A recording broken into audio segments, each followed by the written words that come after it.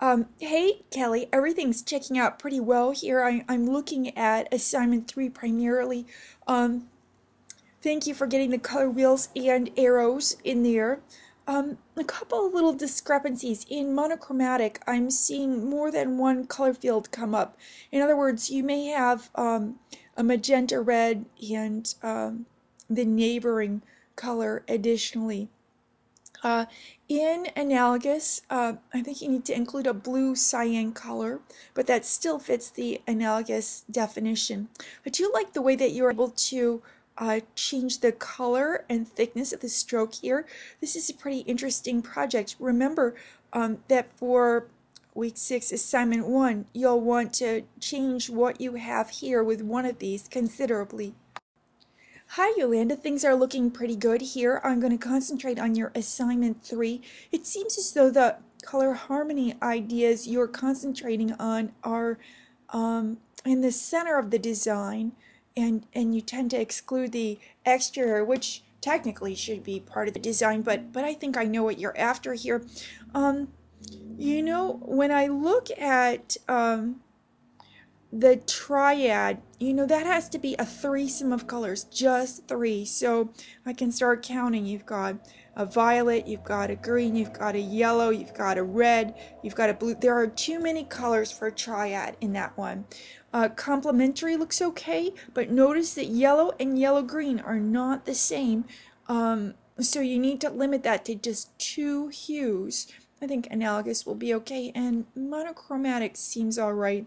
It looks a little purplish in Photoshop, but I think that's the fault of Photoshop. Now, this file is coming through kind of fuzzy, and I want you to double check the recommendations on getting good resolution before you go to your final. Well, hi Nicole, I'm going to concentrate on assignment 3. Some of you guys didn't get the color wheels in here, and that would really help us to know what you're after. I think it would help you too. So let's see, monochromatic. Well, we've got a problem there. That's got to be just one color. So there's a sort of cyan green color in the upper left. That would have to go. You could have blues, you could have shades of blue, you could have tints of blue, all belonging to the same hue or color picker field. Analogous will be okay. And with triad, I'm not sure what you're after. Maybe red, green, blue. In which case, the cyan star behind would need to be another color, one of those 3 in the triad. So just 3 colors for a triad. Also, when I regard this one, I'm noticing the lineup of circles, for instance, as they descend in size, and I think those could be straightened up a touch. Now, with complements, I think if you're going to use this orangey color, you'll find that the complement is a blue that's leaning towards cyan. Hi, Carmela. You have proven to us that you got what you set out to get. Thanks for including these color wheels in the arrows. One thing I'll mention is that your file looks kind of fuzzy. The resolution is low. So just pay attention to that when you go to work on your assignment 1 next week.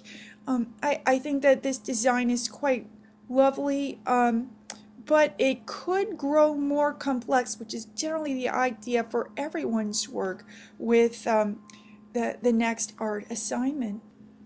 Hi Crystal, I see that you were able to get the arrows in your color wheels, and that you made some changes to the complementary color scheme. For example, everything checks out as being okay here.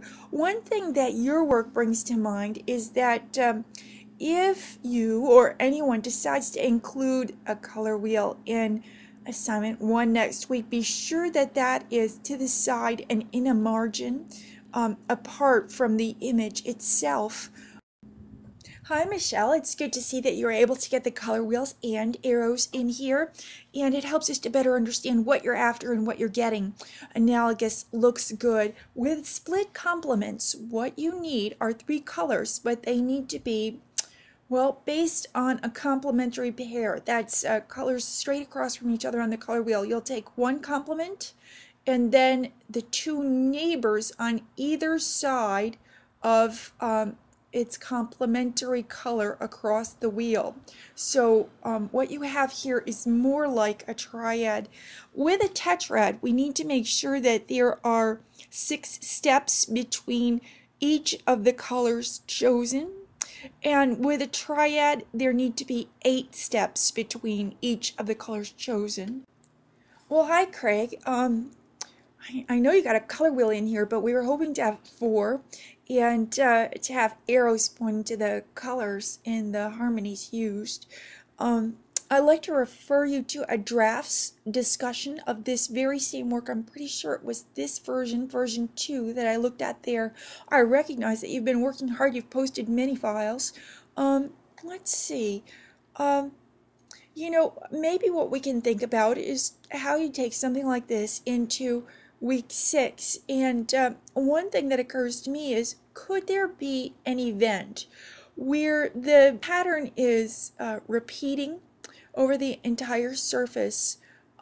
Could there be an event where, for instance, one rectangle and its contents were larger, you know, almost as though they were set on top of the pattern, or protruding forward?